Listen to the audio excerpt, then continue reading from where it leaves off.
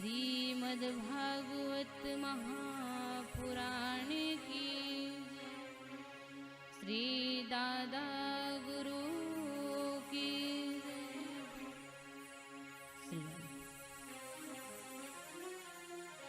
सच्चिदानंद रूपाय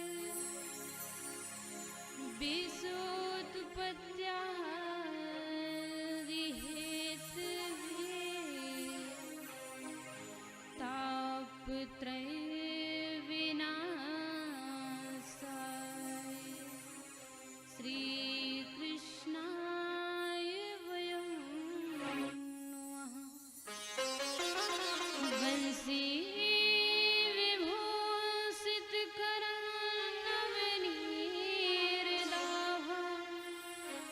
पीतांबर तरुण बिंब फलाधरोष पूर्णेन्दु सुंदर मुखादर बिंद नेत्रा कृष्णात् किमपि तत्त्वमहं न जाने। ध्येयं सदा परिभवग्नमवेष्टदोहं तीर्थास्पदं सुविरञ्चिनुतं शरण्यं भृत्यातिहार प्रणतपाल भवाब्धिपोतं वन्दे महापुरुष ते चरणारविन्दम्। नारायणं नमस्कृत्य नरं चैव नरोत्तमं देवीं सरस्वतीं व्यासं ततो जयमुदीरये। जय जय श्री राधारमण, जय जय नवल किशोर, जय गोपी चित चोर प्रभु, जय जय माखन चोर। जय जय मैया कालिके, जय गजवदन गणेश, जय जय माता शारदा, जय जय भारत देश। बोलिए श्री वाक बिहारी लाल की जय, श्रीमद्भागवत महापुराण की जय, श्री हनुमान जी महाराज की जय, सब संतों की जय, सब भक्तों की जय हो। जय जय श्री राधे।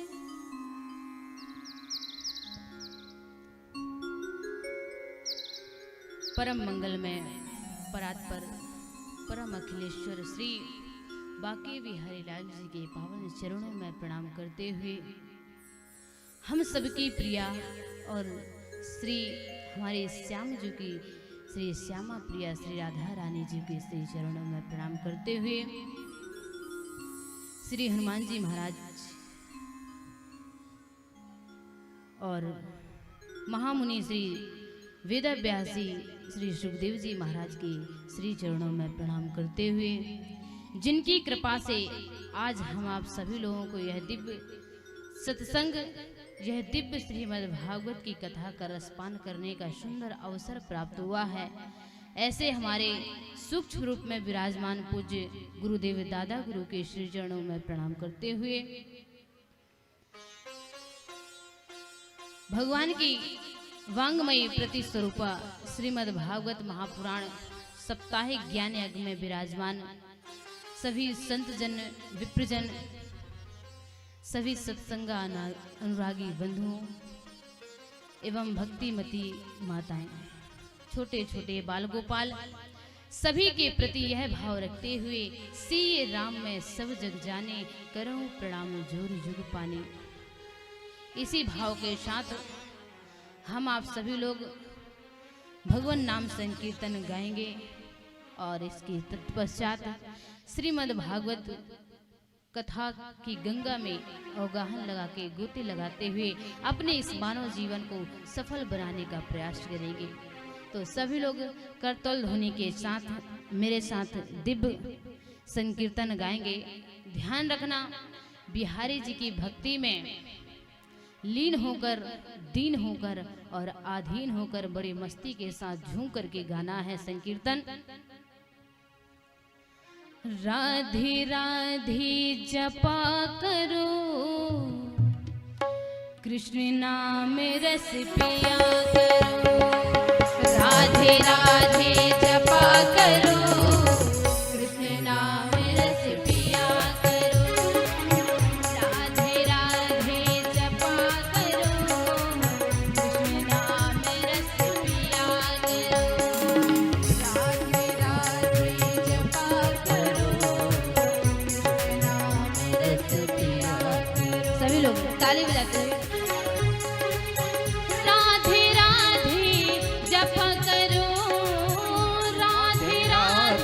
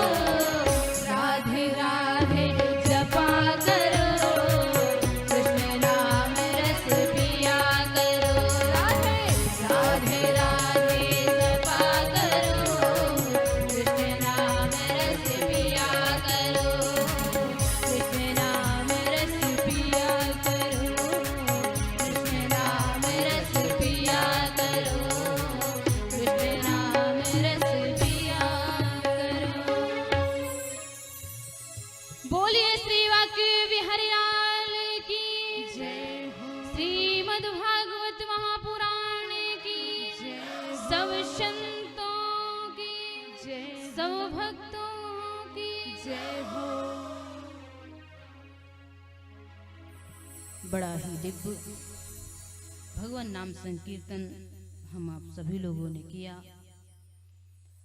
आइए दिव्य श्रीमद् भागवत ज्ञान गंगा में हम सभी अवगाहन करेंगे, गोते लगाएंगे बड़े भाव के साथ। यह श्रीमद् भागवत की जो कथा है, इसमें 12 स्कंध हैं, 335 अध्याय और 18,000 श्लोक हैं। यह सुखदेव जी महाराज राजा परीक्षित को श्रवण कराते हैं। गंगा माँ की पावन गोद पर बैठ करके, और यहाँ श्री सूत जी महाराज नैमिषारण्य की पावन भूमि पर बैठ करके दिव्य आसन ग्रहण करके और सौनकादिक ऋषियों को श्रवण करा रहे हैं। यह जो श्रीमद् भागवत की दिव्य कथा है, यह ज्ञान गंगा इसे कहा गया। और ध्यान रखना कि जो ज्ञान की बातें होती हैं थोड़ी सी शुष्क होती है, सूखी होती है, ज्यादातर जल्दी लोगों को समझ में नहीं आती है। सही बात है। अगर ज्ञान की बात कोई कहे तो अरे महाराज साहब क्या कह रहे हैं, हमारे तो कुछ पल्ले ही नहीं पड़ता। तो ज्ञान की बातें ज्यादातर ऐसे ही होती है। तो करें क्या? तो संत महात्माओं ने कहा भैया एक काम करो, जैसे पहले जब कोई बीमार होता था, तो आजकल तो आयुर्वेद जो है सरकारी दवाइयाँ चल गई हैं, लेकिन पहले जब कोई बीमार होता था, कोई रोगी होता था, तो उसको वैद्य जो है चूर्ण देते थे ना, चूर्ण औषधि देते थे। लेकिन वह औषधि जो है बहुत कड़वी रहती थी, जल्दी गले से उतरती नहीं थी।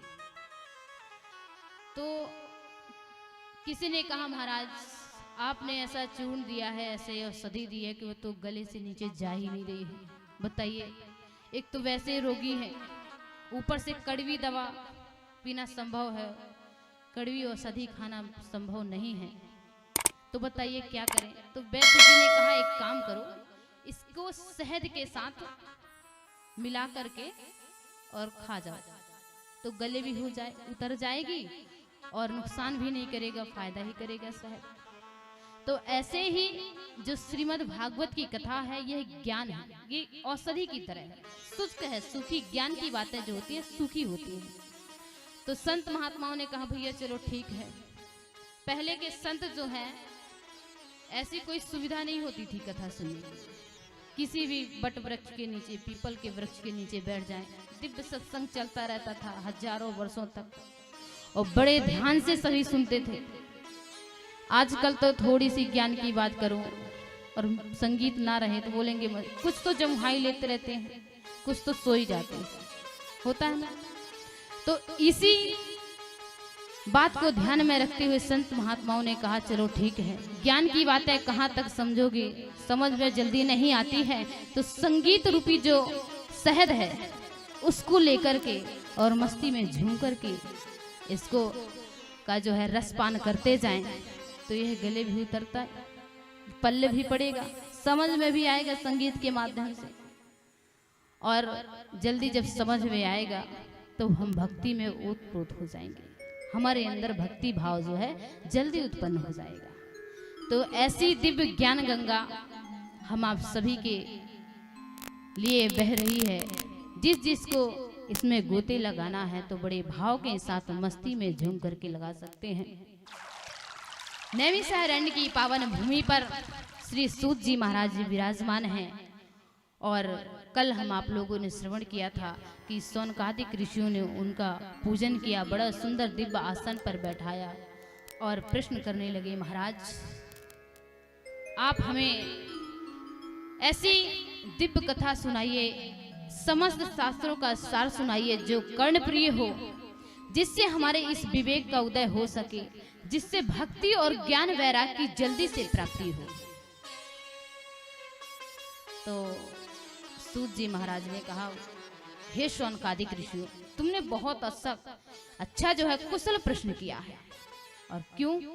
क्योंकि ये भगवान की कथा का रसपान करने में बड़े कुशल हैं।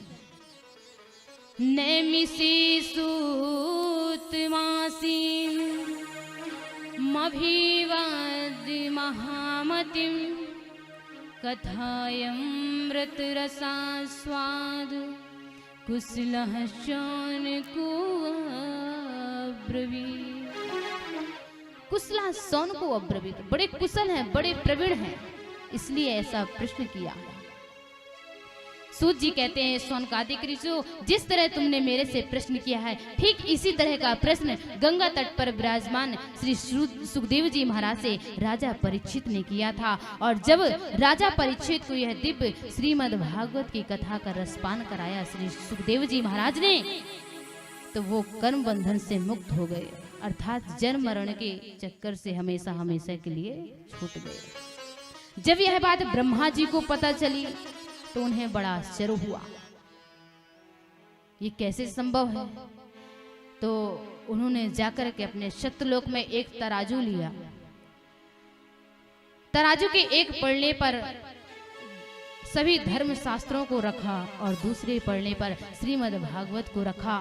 और जैसे तराजू को उठाया तो श्रीमद् भागवत का जो पलड़ा था वह भारी रहा। तो ब्रह्मा जी को भी समझ में आया कि यह साक्षात भगवान का विग्रह स्वरूप है, यह भगवान का ही स्वरूप है। और श्रीमद् भागवत को ब्रह्मा जी ने भी नमन किया। सूत जी कहते हैं, सौनकादिक ऋषियों, ऐसा इस गंगा में जो है एक बार सौनकादिक ऋषियों ने भी नारद जी को इसमें अवगाहन करवाया था। नारद जी को भी यह दिव्य श्रीमद् भागवत की कथा का रसपान कराया था। जैसे सूत जी महाराज ने इतना कहा तो सौनकादिक ऋषि सुखदेव जी महाराज कहते हैं, परीक्षित, इस तरह का जब सूत जी महाराज कहते हैं तो सौनकादिक ऋषि बड़े आश्चर्यचकित हो गए। बोले, महाराज, नारद जी ने यह कथा कैसे श्रवण कर ली?